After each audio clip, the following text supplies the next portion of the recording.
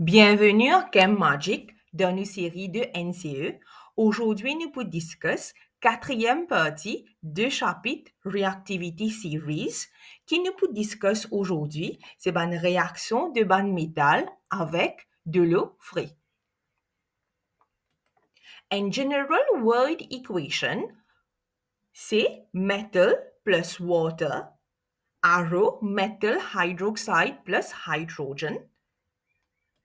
Nous avons déjà fini de discuter word et chemical equation for the reaction of sodium with cold water dans nos previous vidéos.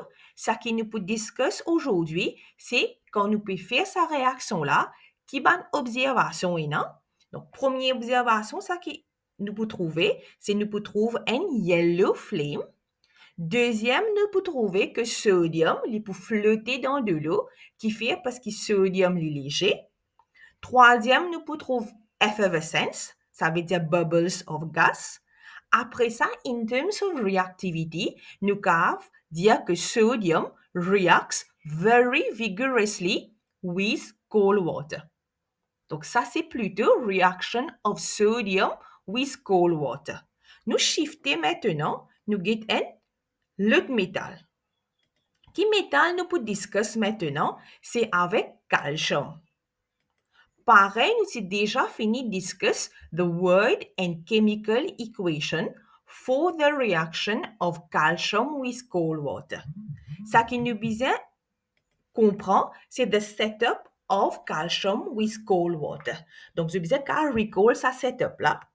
Après ça, quand nous pouvons get ce dessin-là, qui nous peut trouver bubbles. Et après ça, on a beaucoup de bubbles.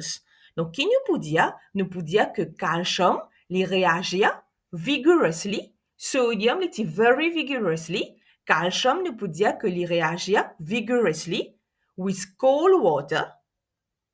Après ça, observation, nous peut dire que nous avons bubbles of gas. Next metal, ça qui je besoin connaître, c'est réaction de sodium avec de l'eau. Donc, ce word et chemical equation, c'est à chaud. Je besoin connaître aussi ce setup. Ce setup, il est pour la même chose que calcium. Mais la différence ici, c'est in terms of bubbles. Quand nous prenons calcium, nous réagissons avec de l'eau, réaction là, vite commencement. Parce que calcium, il réacte quicker. Mais si je get pour magnésium, je peux trouver réaction là, il slow. Donc, qui nous peut dire? Nous peut dire que magnésium reacts slowly with cold water. Deuxième, nous peut dire qu'il nous a fewer bubbles.